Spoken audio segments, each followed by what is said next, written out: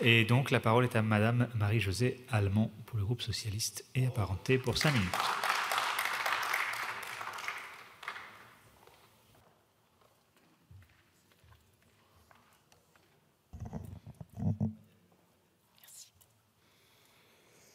Monsieur le Président, Madame la rapporteure, Monsieur le rapporteur, mes chers collègues, pour l'agricultrice que je suis, c'est un honneur aujourd'hui d'être à cette tribune pour défendre nos agriculteurs avec une fierté de me faire le relais des inquiétudes du monde agricole que je connais bien et que je partage.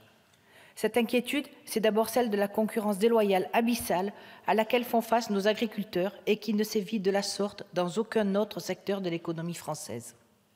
Combien de fois les agriculteurs ont-ils découvert sur les marchés des fruits importés, traités avec des substances interdites en France?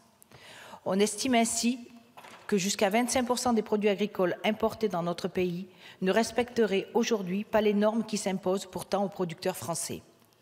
Sans un coup d'arrêt à cette concurrence déloyale, l'agriculture française sera en grand péril.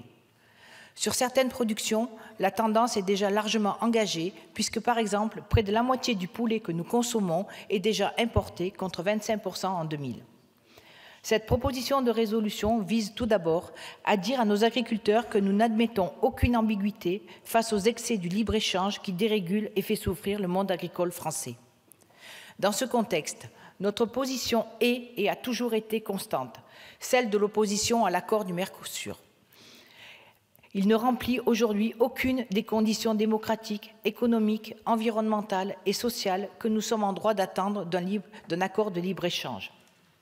Sur le fond, cet accord ne viendrait ainsi qu'aggraver les distorsions de concurrence existantes, tout en ouvrant notamment le marché européen à des denrées produites selon des standards largement inférieurs à ceux qui s'imposent aux producteurs français. Il aurait également des conséquences sur les revenus des agriculteurs et le niveau d'emploi dans les secteurs agricoles et agroalimentaires. Sur la forme, nous rappelons notre opposition à toute tentative de scission de l'accord, s'affranchissant ainsi du vote des parlements nationaux. Nous le réaffirmons, l'accord sur le Mercosur est un accord mixte. Il relève à la fois de la compétence exclusive de l'Union européenne et des compétences partagées entre l'Union et les États membres. À ce titre, l'intégralité de l'accord devrait être soumise à la procédure de ratification, c'est-à-dire à un vote à l'unanimité des États membres au Conseil, puis à un vote au Parlement européen et enfin à une ratification par l'ensemble des parlements des États membres. C'est le sens de l'amendement qui a été adopté lors de l'examen de cette proposition de résolution en commission.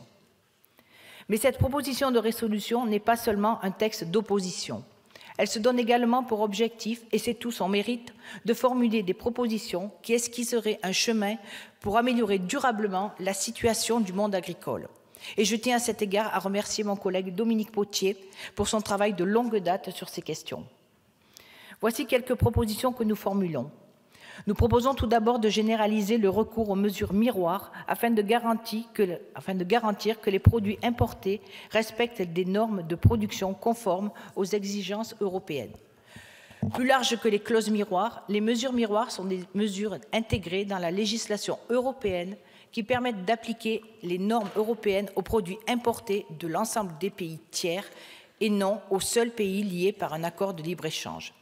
Notre proposition ensuite d'inverser la charge de la preuve du respect de ces mesures miroirs par les opérateurs exportant leurs produits depuis des pays tiers. Nous tirons ainsi les leçons de l'inefficacité du système de contrôle actuel et suggérons de lui substituer une obligation pesant sur les pays tiers. Concrètement, les opérateurs économiques qui exportent vers l'Union européenne auraient l'obligation de faire certifier leurs conditions de production et de transformation par un organisme tiers, lui-même agréé par l'Union européenne.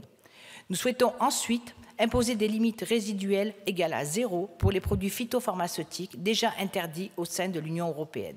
Concrètement, il s'agit de faire en sorte que les mesures applicables aux aliments importés soient les mêmes que celles qui s'appliquent aux produits européens. Nous proposons aussi d'agir sur la concurrence déloyale intra-européenne en harmonisant la mise en œuvre des normes environnementales et sanitaires entre les États membres de l'UE afin de prévenir toute distorsion de concurrence intra-européenne. Enfin, nous souhaitons étendre le recours aux indications d'origine actuellement très perfectibles.